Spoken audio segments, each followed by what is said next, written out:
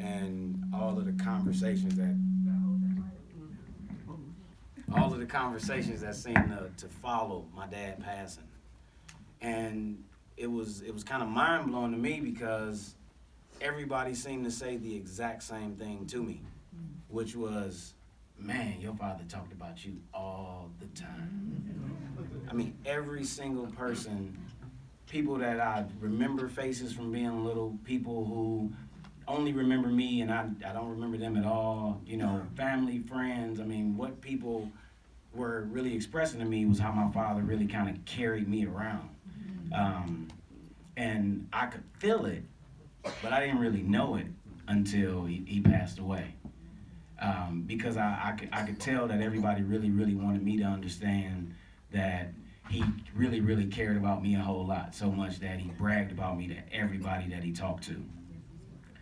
So, in me feeling like I know my father from a very, very close place, um, everything that I was asking myself, what would he want? I started asking myself, like, okay, so what would I want? And I started thinking like, oh, what could I read or what could we have read that he would approve of? Like that he would have put his stamp or seal, like, okay, yeah, yeah, you could read a essay by that person. And I really couldn't think of one person that I could look up out of a book and read a quote or an essay. So what it did is it made me say, oh, well, I mean, he kind of probably would have wanted me to say something.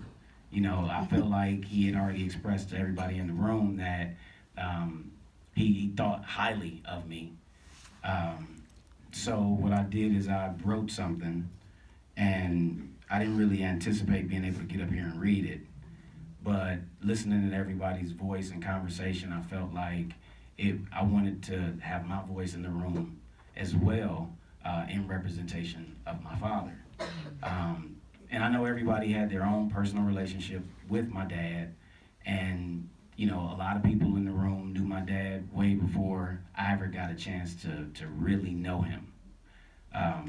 But what I can tell you is about 11, almost 12 years ago, I decided to move back to Cleveland from New York because I didn't want to fly in town for something like this. So I felt like I would move back to Cleveland at 27 years old, with everybody thinking I was on a pursuit of a career to be this famous artist, blah, blah, blah. And when I was there, I just kind of felt like I was being pulled away from family and friends and the environment that created me. But specifically, I felt like I was too far away from my father to be able to figure out like who I am as a person. Um, so I moved back and I decided that I was going to do all the stuff that I didn't do when I was a teenager as a hurt little kid, young man, whatever, believing in all of the nonsense they teach you about your father and him not being around. Um, and our interaction for the last 12 years definitely proved me completely wrong, gladly, you know. So I just want to read to y'all a little story that I wrote. And if anybody really knows my father, they know how significant it is for his son to stand in front of a room and read a story that he wrote. All right. This is a very bitter feeling. The suddenness and timing of my father's passing. Just think, he passed away hours before I go and pick up a pool table for him to really teach me how to shoot. My father created a puzzle inside my imagination for me to figure out, and I feel like I figured out the puzzle before he passed away. There's a huge sigh of relief in me because I am glad we made the choices we made in order for us to connect, for my father and I to connect. His ability, his ability to be available helped me get a chance to get to know him from close proximity, which helped me understand the puzzle. I feel like the puzzle was me and it was him. In getting to know my father, I realized that I did not know him at all. Yeah, I knew stories, situations, scenarios about him, but the perceptions that I was creating based on the stories that I knew or had learned were very uninformed. My perception of my father was that he was the typical unavailable black father. But I never really felt like he was a deadbeat. I actually learned that my father was not a deadbeat at all. I was blown away with his ability to cope with his reality. The stuff that he showed me how to do, the things that I do innately, the things I'm realizing he was obsessed with, I used as coping mechanisms of growing up poor, black, and male. So I draw, swim, play chess, shoot pool, skate, and the number one thing is the making of things. My father was an artist. My father had an infinite amount of solutions that were born out of pure necessity. The odds against my father made him upset and frustrated, but the odds also made him make good with what he had. He took care of what he could, and the things he couldn't take care of, he let be. When my wife asked me what's one of the biggest things I'm going to take away from my father, I told her it would have to be his realness and his ability to be direct. Honesty is so important because we are in an environment full of lies. It's a habit of ours to hide, lie, keep, and conceal, and truth is really needed. We need to be walking around being exactly who we are, but people are hiding. But my father was not hiding. He was mastering one thing after another. Shooting pool, playing chess, staying on his bike, and swimming wasn't a recreation for my father. It was a way of life. These were the things he would do to continuously escape what some would call a harsh reality.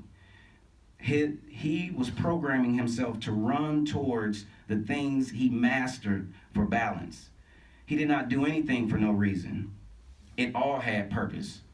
I would argue that people loved him because of his honesty, because seeing the truth is so rare. Being honest and completely himself didn't always work in his favor.